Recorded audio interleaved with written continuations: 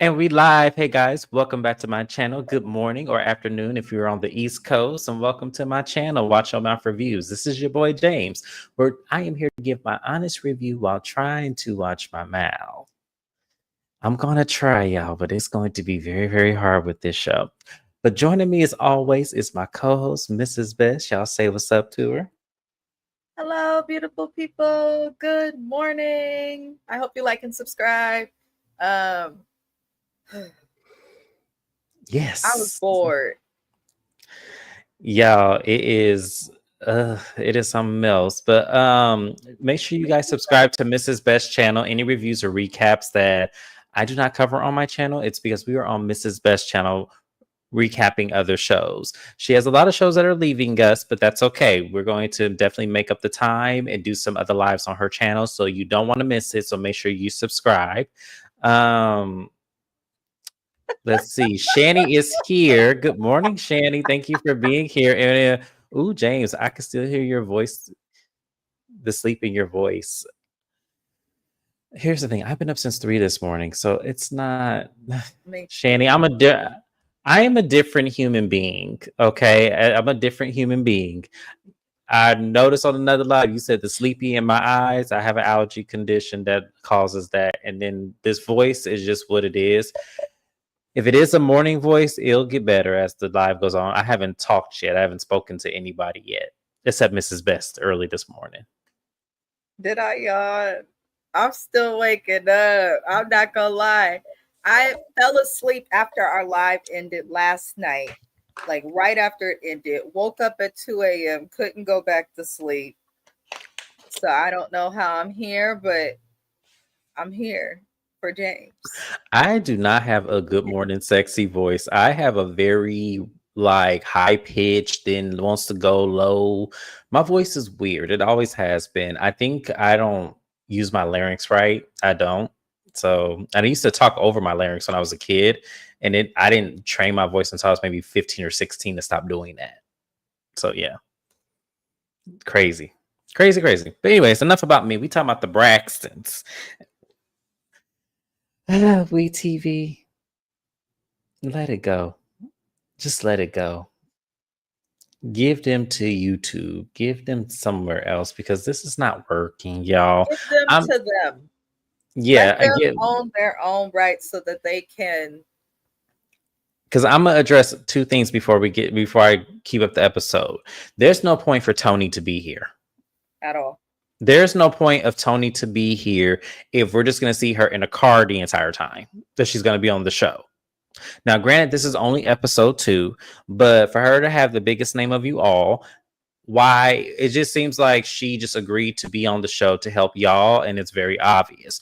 But there's no point of Tony being here if all we're going to see is her in the car making phone calls to y'all or talking about a tour that's already successful. There's no point of Tony being here. I'm just going to say that out loud. So, and probably WeTV said that we're not going to do the show without Tony, so Tony gave in. But this is ridiculous at this point. I need to see more from Tony if I'm going to really consider this the Braxtons. So I had to get that off my chest because that annoyed me. But anyways, I y'all. mean, to be fair, in the earlier seasons of the Braxtons, we got a little bit more Tony, but we've never gotten much Tony on the Braxtons. But I do agree with you. She doesn't need to be here if she's unable to No. film, but she needs to check. I feel like we got Tony.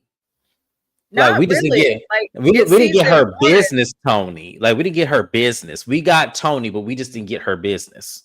we got her, but as her career, because when the Braxtons first aired, her career was kind of in this like stagnant point, and Mm-hmm. she kind of revived it on the show, which was good. But as she revived her career, naturally, of course, we see less of her. But Tamar is also just as booked, if not more booked, has TV shows, performances, tours, all podcasts, and she shows up. They just don't want her to. So I feel like, yeah, you are correct. Tony needs to go on tour, off the show. And if Tony goes, I don't want Tamar here. And I know a lot of people will be like, oh, that'll kill the show. But let the two that seem to have a problem with her being around all the time and not wanting her in places, not wanting to film with her, all these crazy things going on in the background. Let them be the fucking stars that they want so damn bad. Absolutely. She said, "Is she still a Bergman?" Yes. Yes. Yes. Toxic. Yeah. I don't know what the state of the relationship is, but she's still They married to just that man. celebrated an anniversary. Not this month. It could have been August or like a couple months back, but they just celebrated an anniversary. She had posted about it. People are like, Mm-hmm. why is she keeping it a secret as if like I don't understand why she handles that relationship the way she does. It's weird. Like she said on the Braxtons family values, I think it was Wendy Williams that asked that question. Do you marry for love or do you marry for money? And Tony said, well, with money, you can learn to love anybody. So I'm not putting that in her forefront, but she did say that. So He is wealthy yeah. and she's still in debt. So yeah, so let's get into the episode or lack thereof. I'm only gonna talk about a few things. So the first thing we talk about is Ashley. Now they did cut a lot out because I know that's not all that she said, and I think a lot of it had to do with the cease and desist that Tamar was served. So they only showed her triumphant part because I'm not going to go word for what she said because I want to know what all she said. So I will say this, I champion Tamar once again for allowing her niece to tell her story beyond her own social media platform and sharing it with a bigger audience so that people will know. And also, she doesn't have to live with the trauma of seeing her very famous family have all this success and glory. Meanwhile, she's still in pain. So I really did appreciate Tamar for this and also giving that voice and then also making sure that the niece is heard regardless of the backlash that she's getting, which she is getting, by the way, because there are certain people in here that just won't let a victim be a victim. And that's really sad because overall, this girl didn't ask for this grown man to be inappropriate with her. I just want people to know that this girl didn't ask for this. And if she did ask for it, then that was up for them to get her help. But I don't believe that she asked for this. So for people to be like, especially her auntie in the corner over there who is married to the man that says that, he's not here to tell his side of the story. It's like, wow. Still doing the exact same thing that you're being accused of by saying that he even needs a side to tell of the story. Because at the end of the day, once you are over the age of 18, there is no excuse or reason for you to be texting someone who is still legally a minor in an inappropriate way. And really, you need to be texting, especially if you're not their blood family member, you need to be texting their parent, not the child. I mean, that's how I operate. So to me, Trina doing that, you're still doing the same thing. You've learned nothing. You All can't, right. her Mhm. story is her story. I don't want to take from her experience while also taking from her experience by saying that Gabe is not here to tell his side of the story. Well, and then I also want to remind her that she already told his side of the story when she put him on Practice and Family Values, exposing that he cheated cyberly with her. She exposed it. She said it was for multiple years. So you've already put this out. So it was okay for you to put it out when he was hurting you. But it's not but he needs to tell his side of the story when it comes to your niece. He didn't tell his side of the story when it came to you. The thing of it is she knows that Trina is. I know there's some ignorant people that have come for Ashley because they're like, oh, at 16, you know what you're doing. As quiet as it's kept, actually, science would say no. And if you don't have the fucking education to understand it, don't speak on it. And having kids doesn't help you understand it either. That's how I feel about that. But with Trina and Ashley, I don't think the two will ever be right. Ashley's getting slight flack from negative trigger people on the internet, but I feel like Trina is getting more. I mean, her YouTube channel, Cooking with Her Husband, her social media, you go on her comments, they are either limited or you could tell that she's clearly deleting. comments or she's turning them off. Like people are not looking at Trina like this is a good thing at all. So she may feel And and tell herself what she has to tell herself and talk about I prayed about it, putting God into her sin and all of this bullshit. But I think Trina in the end, after this season airs, will be like, I don't think she'll get canceled, but I think that it'll be a known thing amongst the Black community that we don't respect her like that, like that. well, she could have moved differently, and we would have respected her. She chose not to. She But chose not you know, to. this is also the same woman who won't acknowledge that her kids did not like Gabe. Hmm.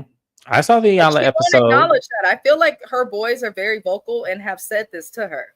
Like, even when Hmm. they were little boys on the show, they have always been vocal kids. And I like that about Trina's kids. But the most fucked up people have kids that come out the best when it comes out to communication and things like that. But if you ignore your own son's disdain, then of course your niece ain't shit to ignore. Yeah. And the last point I'm gonna run across so I can mosey through this episode. A lot of people ask, well, what could Trina have done? And I said, well, for starters, she could have showed up to the podcast and sat with Tamar and supported her niece. And whether that would just be just to not say anything, but just to listen so that she knows that she hears her. That's what Trina could have did. If we really want to get technical. That's a real apology because it's the action. It's not Yes. just saying, "Oh, I'm sorry" or "Oh, your story's good." It's showing, like, I That I'm respect sitting the with you. Yeah, it's, but they don't want to. They care more about image than they do about Ashley's feelings. That's crazy to me. So that's why I said, well, so when people ask that question, what Trina could have done, well, for starters, she could have went to Tamar's podcast and sat right next to Tamar and heard her niece out and sat with her. She didn't even have to say anything, but I'm sorry that this happened to you because you don't deserve it. That's all she had to do. And since Trina liked to bring up God and prayers, she needs to be thanking God that He blessed her with sons instead of a daughter because you was married to a whole fucking pervert. As quiet as it's kept, and if you had a daughter, who knows? Who No. actually knows? Like, Well, I don't know, but I'm just saying for me, like it was just crazy. So I'm gonna move on from that. So the episode also turns for Tawanda's bachelorette party. They are going to Tulum, Mexico. Trina is meeting up with two of the Lady of Honors to, pick out robes for all of the Lady of Honors. I guess all of the women in Tawanda's wedding, guests included, will be Ladies of Honor, which I don't understand it, but that's her wedding, not mine. So we can go ahead and move on from that. Trina also wants to get something for Brooke, which is Tawanda's daughter. So that way she can have like a mommy and me thing, which I thought was a cute idea as well. From what I understand, Trina, the other ladies of honors did not know that Tony nor Tamar will be able to make the bachelorette party. So Trina makes it apparent to say that she doesn't think they're going to make it. And in her confessional, she said that Tony is touring currently, so she has a show. She won't be able to make it. And then the last they heard of Tamar, it was revealed that Tamar was actually supposed to be the maid of honor, which I thought was shade. I'm sorry. I know that. Listen, I'm gonna explain it more when we get deeper in the episode. But I was like, that's shade. But we're gonna move on from that. But I liked the little scene. It was cute. Her Tawanda's little friend seemed fun and everything. So, is there anything you want to add to this scene, Mrs. Best, before I move on? I'm glad you liked it. That was the most boring piece of television I've watched in over a decade. But I'm trying to move it all along because we ain't trying to be here no longer than 30 minutes. So the next scene we're going to talk about is Tamar. Tamar is going on tour with October London. They calling it the Nights in October, calling it all lovers tour, whatever that shit is called. So Tamar is prepping for the photo shoot, and I guess she didn't get the creative directing of the venue and everything prior so she can make the right adjustment. So when she gets there, she realizes she's in a bar and she goes, well, why am I in a bar? This is insane. This is crazy. And she was like, and everyone's confused because they're like, well, why are you upset and everything? This looks nice. And she goes, I don't want to be in a bar and everything. Like, where is the creative? Like, who had the creative? So she's not necessarily spazzing, but she's getting a little bit belligerent and a little bit loud. So she's like, what happened? Like, who dropped the ball or whatever? And to kind of find out, it was her assistant. He had the creative for about a week before he gave it to Tamar. Tamar literally got it the day before. And she immediately apologizes to the director of photography and everything, and saying, hey, this was not on you. This was on us. So I'm so sorry that this is going on. I didn't know anything about that. And they're all confused on what the issue is, because it's like, well, what is the issue? She said that I don't want to be, in a bar over a martini glass, because immediately you're going to think Unbreak My Heart, and people are going to be misled to think that they're coming to see Toni Braxton instead of Tamar Braxton. Now, I'm going to ask Mrs. Best this question, because I did not get that impression at all, because I think for the people who are actually paying to see you, I think we can tell the difference between you and Toni by now. If this was 10 years ago, I would agree with Tamar. But for as far as she has come, we know the difference. Even fans that understand the name, we know the difference. The only time we didn't understand the difference was Kingdom Come. And that happened in 2001. But I digress. Mrs. Best, do you think Tamar had a point in the photo shoot and the dialogue? I think that Tamar had a moment, which people have sometimes. I think that it was more so frustration with her assistant. He seemed kind of dingy. I'm not gonna lie, he seemed young and dingy. He do. And she said she kind of talked about the assistant a little bit and being frustrated. I didn't see the big damn deal in a martini to a Long Island to a beer for the prop, because I'm a fan of all of the artists that were performing, and it did align with the type of music that they listen to. I know Tamar likes to have this doo-wop pop fun energy, but she sings fucking R&B. Like, she's standing up there, the girl can sing, singing R&B. Like, the drink doesn't matter, the vocals matter. Stop, Tamar. Nobody gives a fuck what anybody else is drinking. They come into the concert for the vocals. Not to mention, you and October London are headlining the tour together. Toni is a solo headliner, so it's kind of like fans don't look at shit that closely. We do not care if you drinking a beer, a Long Island, a martini, or anything else. We just trying to figure out where to get our tickets. And don't insult our intelligence, Tamar. How the fuck we gonna confuse you for Toni Braxton? How would we do that? When we go to Ticketmaster, Live Nation, StubHub, whatever the hell outlet you use, we have to type Tamar Braxton, not Toni Braxton, and then see the name of your co-headliners as well. She's dramatic and extra. I feel like she took out her frustration for her dingy assistant on everybody else. I did like that she corrected herself. That shows growth from what we would have seen back when it was Braxton Family Values. But this was an example of they don't have a fucking show, but somebody needed the check so bad that they insisted on putting this show on television. I don't want to see this. Right.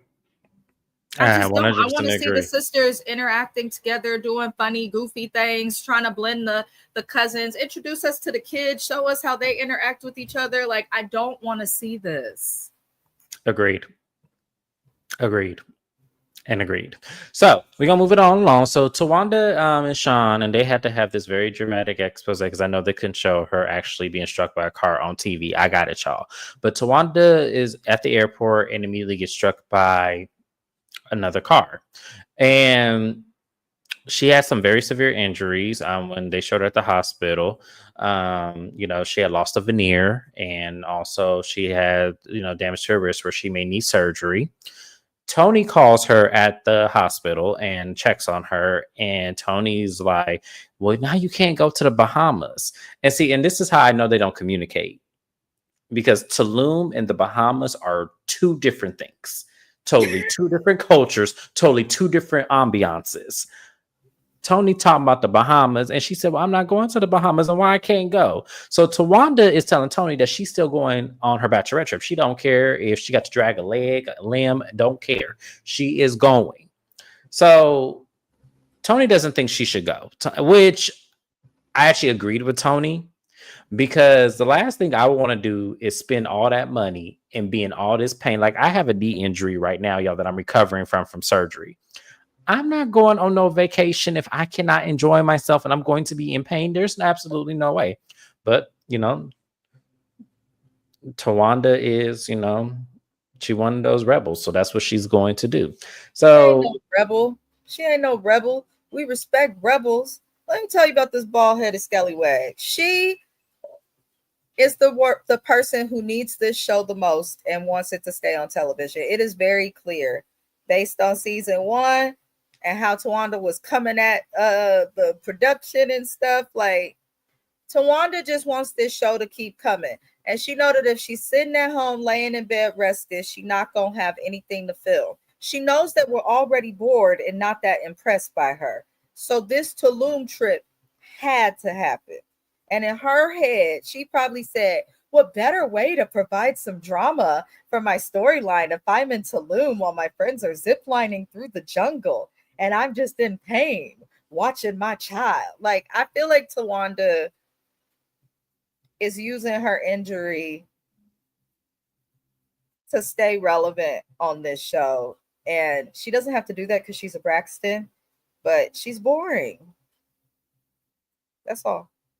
Mrs. Best said it. I didn't. But, honestly, I did feel like it was a bit of a dramatic scene, but it's a reality TV show. They got to have it. My only final emplacement of Tawanda is that I'm glad that she is okay. Injuries and all, I am glad that she's okay, and I hope that she made a full recovery because I know they filmed this quite a while ago. So I hope she made a full recovery. We're gonna move on. So we now are going back to Tamar. There's a couple things going on that I want to discuss with Tamar. I'm just going to throw it on one scene since I'm going to skip over Tony's scene. So thank you. Tamar is, discussing that, she bought her ticket to Tulum, but because one of the producers is not going to go to Tulum, OG's in Tulum, she's not going to go now. And she said that she was very excited about going because Tawanda appointed her to be the maid of honor. And she sent Tawanda a video and thanking her and it was a very sincere video, and that she was honored to be the maid of honor. She said that Tawanda did not respond to the text message. Also, in terms of that, she said that her and Tawanda only have a relationship when they are filming. When it's outside of filming, her and Tawanda don't speak. So Tamar has decided that she's not going to go to Tulum. And when she does her confessional, she said, "Why am I not going to Tulum?" talking to OG, the producer. And he said, "I don't know." She says, "Don't play with me. You told me Tawanda did not want me to be there." And he said, "Yes, I did tell you that." And they show a snippet of Tawanda saying that, "I don't want Tamar to come because you already know what it is. You already know why she wants to come. I don't want all that here at my bachelor party." She didn't really expand on what she was saying, but the cameras were rolling and it was not something. She said her sister will ruin everything. That was mean. How can Tamar ever repair things with her sisters if they don't even give her the opportunity to show them that she can be a good time? Mm-hmm. Tawanda, you are proving that Tamar is not a liar. Right. You are proving that she has not made things up. Tamar said last season that she has been protecting Tawanda and had kept it from people, that she doesn't hit her up, does not respond to her text messages, and only contacts her when she's filming. This proves it right here. Right. Why would you have a problem with her coming? And then you try to sell it as if Tamar couldn't come because of her birthday and Trina participated in that bullshit as well. When you were caught on camera saying you did not want her there because she would ruin it, but could not state why you thought she would ruin it. It's giving you're getting married and you want everybody to ignore the fucking bullshit that you have caused in this family, because Tawanda has been a problem, and Tracy has been telling us this since this show premiered in season 1. Just go back and watch. It's given Tawanda doesn't want to solve any of the problems. The door is closed, but because she's getting married, She needs her sisters to be there. How can you expect people to be there when you're treating them like shit? And I do think Tamar is right. I do think Tawanda asked her to be the maid of honor to set her up, because the Yep. maid of honor and the matron of honor are supposed to be the ones helping with the wedding planning, Yep. the bachelorette parties, the bridal shower. They are the closest person to the bride. They should be helping with everything. Why would you ask somebody that you really don't mess with like that to be your maid or matron of honor if you really do care about this man and this wedding so much? Like, I don't even buy the whole wedding concept, because it feel like, I'm not trying to be rude, y'all niggas was together for over a fucking decade, and you mean to tell me now that the show is on TV, now you randomly are engaged after a season of you ripping apart your dead sister's husband and son from each other?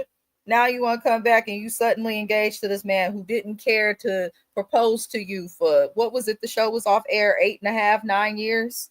You got nothing. Now you getting proposed to, and now season 2's here, and magically the wedding's happening quickly. You would think you'd move your date, Tawana, if you got a broken wrist and all this crazy stuff. I don't like Tawanda, y'all. She irritates me. I just don't like when people do this to family of all things. Like, Well, I don't like that you set up your sister and yes, then cause a reaction out of her and then try to blame her for it being the shady moment that you set up. you That's just that, and proved that's Tamar's point yeah. for years It's for like how y'all y'all treat her. gaslight her and then want to make her the problem. It's like okay, I kind of see the tactic now. Y'all want to gaslight her, make her feel like she's the problem, and then when she reacts because she's the baby, y'all don't hear her, y'all don't see her, and she's loud and belligerent because she wants someone to acknowledge it. Now she's loud and the problem, and she's going to ruin everything, and that's what y'all set her up to do. That This was is a setup. common too. It's common to a lot of Black families with the oldest Yes, and or youngest child. It's yes. common because everyone thinks, oh, you're younger. Kind of like we talked about on Housewives of Miami with Julia saying her youngest daughter is not over some stuff just because she's younger. No, just because people are younger, they have feelings. Now, I do think the gaslighting is part of why Tamar acts the way that she acts. And Yep. now she kind of just operates from a point of triggered and trauma, but she also operates in a way where you could tell that she grew up with people just fucking with her. And Tawanda's the closest in age to her and probably has always done that. I do feel like Tawanda's also the one sister that seems like she could become jealous of the others in some way. Like, I don't trust Tawanda. Well, She's a see, snake. here's the thing. I feel like this is my honest opinion, y'all, and I know this is very like this is a very small thing, but you don't know how this really looks. I don't think Tawanda is over that first season when Tamar went into that divorce attorney lawyer's office and was exposing all her business like that on national TV about how she was living with Tony. She was working for Tony because she ain't had no job. Tamar bought her car. I think she was really embarrassed by that. And I do. And I think that she still ain't seen it for Tamar since that time. And I know that there was other shit later on with their relationship that always caused them to be on the outs with each other. But I really feel like this stemmed from Tamar embarrassing her on national TV that first season. I think this is where that started. And I don't think she's being honest about that. I really don't. I think it's a piece of that. That's definitely a piece of it. But if you pay attention to the stuff that they've talked about, and if people listen to Tamar, she's been saying that Tawanda's treated her like this down into childhood. I think that, and I did not realize how close in age Tawanda and Tamar are. Well, Trina's in between them in Yeah, age. but they're So, all yeah, very close in in age. age, which Yeah. surprised me. So I could kind of understand certain dynamics with them. But I definitely feel like with Tawanda, there's like a certain level of jealousy. She just gives jealous energy and somebody you have to watch out for. I'm Mm-hmm. also appreciative of everyone in the comments who has been saying that she needs to put a wig on or something, because this is not it. Bald does not Y'all, work on everybody. It doesn't, and it does not work on her. I'm not going here with y'all today. But It anyways, doesn't.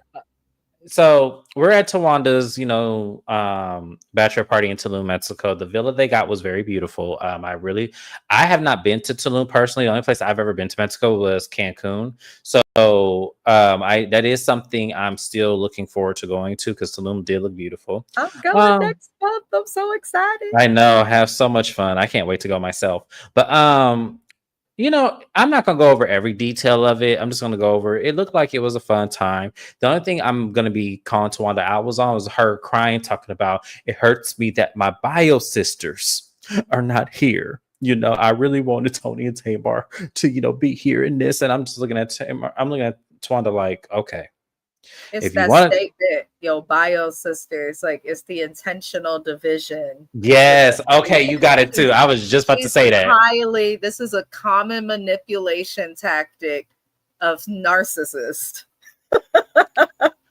It's like, first of all, I if you remember wanted when to. Tawanda got mad because stuff wasn't about her seasons ago on Braxton Family Values. Yes, and And she she threw was them hitting the glasses every. table Yeah. and threw them glasses because she just couldn't get the spotlight. Every narcissist snaps every now and again. I'm waiting on that to happen again. I'm just like, y'all, I can't with this family. Like, it's a lot. I'm just going to describe. They did a zip lining. And then at the last part, Trina gets a phone call from Vaughn saying that that he's actually checked himself into urgent care. Was it cognitive heart failure that it was? I believe Congestive heart congestive failure. heart failure. Okay. Congestive heart failure. I knew it was one of the two. Which Congestive. for everybody, I do work in hospitals and in a clinical field. Congestive heart failure is a bad thing, but it is a common diagnosis, especially for older African American people, especially men. Vaughn is not in shape. Congestive heart failure does not mean that you are automatically going to need to be put onto a transplant list. Oftentimes, you might need a stent. He's probably going to have to take medications for the rest of his life and change the way that he eats and incorporate exercise into his diet. But it does not mean that she has to hop on a plane and leave. That is all. Well, there you guys have it. And, so they're playing a game, and Tawana notices that Trina is missing from the actual event. So she sends one of the producers to go look for her. And Trina is contemplating leaving the trip because she needs to go to her husband. She's saying ain't nothing stopping her from getting to her husband. She got to go now. But she's like, damn, don't tell Tawanda. And I'm like, well, how the hell is she gonna know? She gonna know you're missing. So, but that was pretty much the episode, y'all. There wasn't really much that happened. There wasn't really much that happened. Could have been 30 minutes. I don't know why WeTV had a Yeah. long episode, but And WeTV, I have suggestions. Y'all need to only have 2 executive producers because it shouldn't be all of the sisters should not be able to have a hand in the barrel controlling the narrative of what they want to happen. That's why the show does not work because we need shock value. We need surprise. If y'all want the Braxtons really to be tabling y'all reality TV world, y'all need to set them up and set them up in uncomfortable situations and let them work through it. That's how it's going to work. Because it doesn't help when Tawanda tries to block Tamar from coming on a trip because she thinks she's going to ruin it or whatever. Because you don't know what Tamar was going to do. And now I see why back in the day, I know that Tony was an executive producer because Vince was managing her. Tamar was because she was married to him and also in industry. And Vince was because he was part of the show coming about. But Trina and Tawanda were not. And I know that they had spoke about that a little bit in the last season, but this is why y'all were not. It's interesting that once Trina and Tawanda are added to the line of executive producers that the show has gone to like in the toilet. So I'm glad that you brought that up, James, because they don't need to be a part of it. They don't because it doesn't work. It doesn't work. There's too many of y'all executive producing. And we don't need that. Like, we don't need y'all to control the narrative. We need one person to turn the head. Because all of y'all are going in all these different directions. It's confusing for the viewers. And then it's not the authentic Braxtons that we know and love when we were watching Braxton Family Values. This is a completely dynamic because all of y'all want a part of the narrative. It cannot happen that way if you want the show to be authentic. So I'm just going to say that I'm hoping that they hear this. I'm hoping that they do this because I don't know how much more I'm gonna be able to keep up with this show. Like it's starting to get ridiculous now, especially with all this gaslight and all this manipulation going. It's just not good for reality TV. It makes it not fun. But that's pretty much it, y'all. That's the Braxtons. I wanted to get this out the way because I knew we weren't going to be here long. Thank you guys for being here. I'm going to now transition to my next live, which will be Bell Collective.